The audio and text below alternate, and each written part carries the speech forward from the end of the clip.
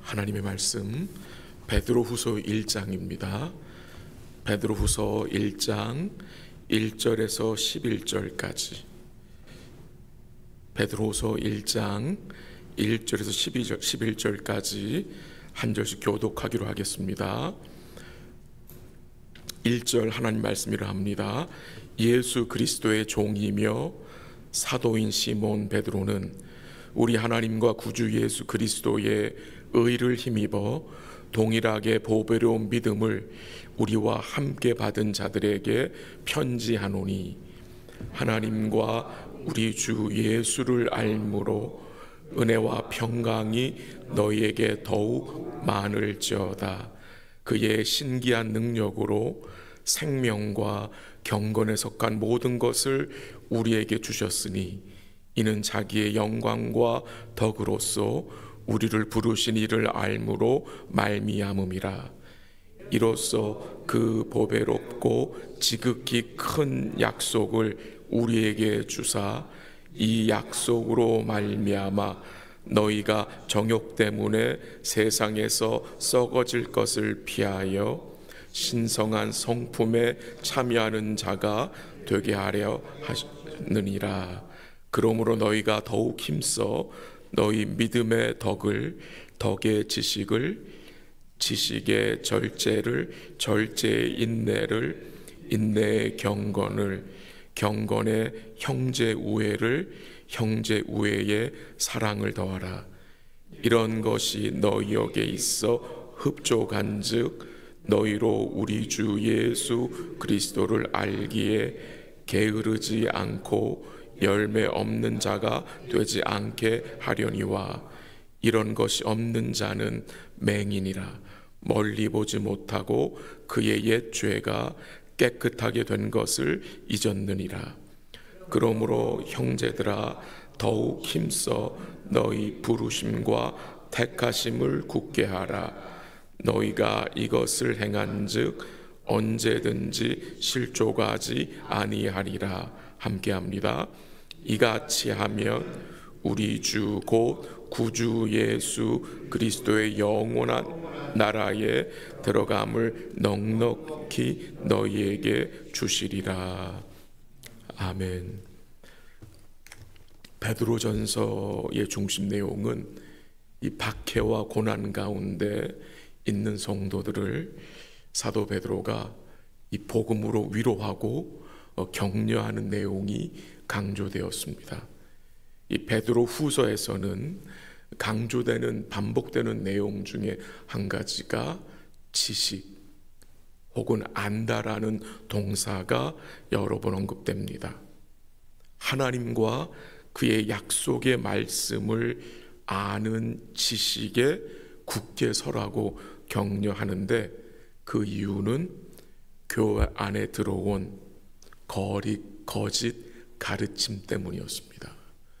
그 거짓 가르침 중에 한 가지는 예수의 재림을 부인하는 가르침이었습니다. 그래서 3장에 보면은 그리스도의 재림에 대해서 아주 강하게 강조해서 나오는 내용이 나옵니다. 오늘 본문 1절에 보면은 이 서신을 보낸 자와 받는 자가 누구인지 알 수 있습니다. 보내는 자는 시몬 베드로고요, 자신을 예수 그리스도의 종과 사도로 소개합니다. 그리고 이 서신을 받는 자를 어떻게 소개하고 있습니까? 한번 1절 같이 읽어볼까요? 시작. 예수 그리스도의 종이며 사도인 시몬 베드로는 우리 하나님과 구주 예수 그리스도의 의를 힘입어 동일하게 보배로운 믿음을 우리와 함께 받은 자들에게 편지하노니. 아멘. 이 서신을 받는 자가 어떤 자들입니까? 동일하게 보배로운 믿음을 우리와 같이 받은 자들에게 편지한다고 합니다. 동일하게 보배로운 믿음을 받은 자들, 성도들이겠죠. 교회를 말하는 거겠지요. 사도 베드로는 믿음을 그냥 믿음이라고 하지 않고 어떤 믿음이라고 설명하고 있습니까? 보배로운 믿음이라고 소개합니다. 보배로운 믿음. 여러분과 제가 주께 받은 믿음이 보배로운 믿음입니다. 보배로운 믿음. 왜 보배로운 믿음입니까? 이 믿음을 통해서 여러분과 제가 천국 소망을 소유하게 되었고, 이 믿음을 통해서 우리가 주님과 영원토록 연합된 자들이 되었고, 이 믿음으로 이제 우리가 주님을 기쁘시게 할 수 있는 복된 자들이 되었기 때문입니다. 이 믿음은 이 세상의 모든 보화를 모아서 살 수 있습니까? 없습니까? 살 수 없습니다. 이 땅의 모든 보화를 가져온다 해도 이 땅의 보화, 그 재물로 보화로 이 믿음을 결코 살 수가 없어요. 왜 살 수 없습니까? 이 믿음은 하나님이 그의 백성들에게 은혜로 주시는 믿음이기 때문입니다. 그러니까 이 믿음을 소유했다는 것이 얼마나 귀한 건지 모릅니다. 또한 이 믿음이 보배로운 이유는 이 믿음으로 세상을 뭐 할 수 있습니까? 이기며 살 수 있기 때문입니다. 그래서 이 믿음이 보배로운 믿음입니다. 요한일서 5장 4절 읽어드리게 들어보세요. 대저 하나님께로서 난 자마다 세상을 이기느니라. 세상을 이긴 이김은 이것이니 우리의 믿음이니라. 그 여러분과 제가 이 소유한 주께 받은 이 믿음이 얼마나 보배로운지 모릅니다. 거기에 감사하시면 좋겠습니다. 본문 2절 한번 같이 읽어볼게요. 2절 시작.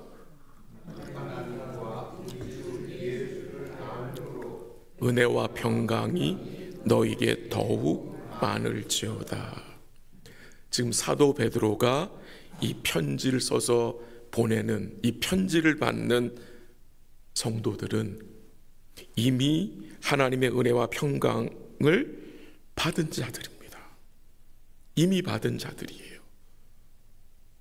근데 지금 사도 베드로는 그들이 소유한 이 은혜와 평강이 더욱 많아지기를 기도합니다.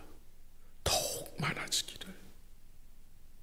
우리에게도 이 하나님의 은혜와 평강이 더욱 많아지기를, 더욱 풍성히 누리기를 소원하는데, 그게 어떻게 가능합니까, 여러분? 그 앞에 나오죠. 2절 앞부분에 하나님과 우리 주 예수를 뭐함으로? 알므로. 하나님과 우리 주 예수를 알므로 은혜와 평강이 더욱 너희에게 많을지어다. 아니, 우리가 누리는 은혜와 평강이 무엇과 연결되는 것입니까? 우리 하나님과 주 예수 그리스도를 알아가는 것과.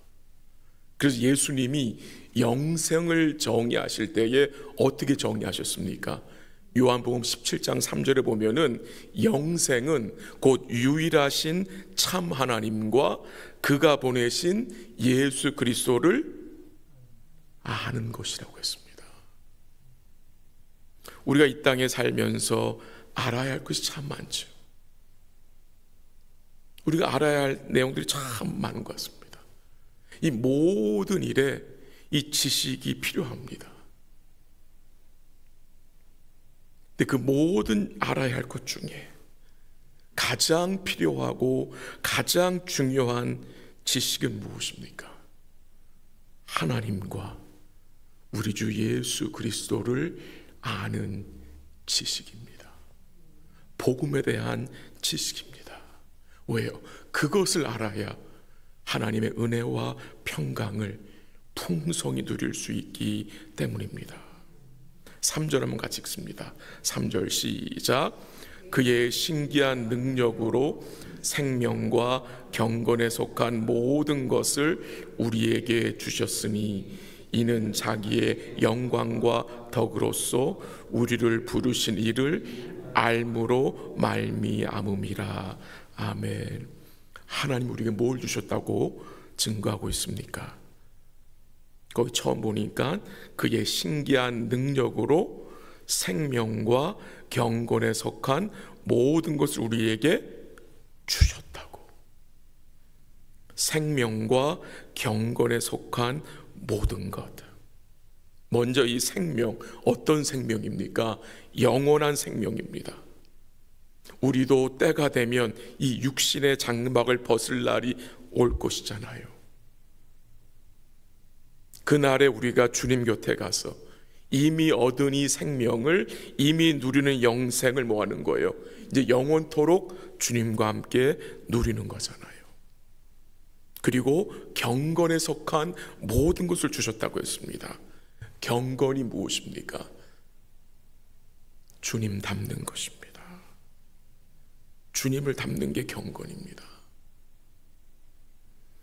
하나님께서 여러분과 저를 주님 닮게 하시려고 필요한 성령과 모든 것을 허락하셨다는 것입니다. 생명과 경건에 속한 모든 것이 우리에게 어떻게 주어졌습니까?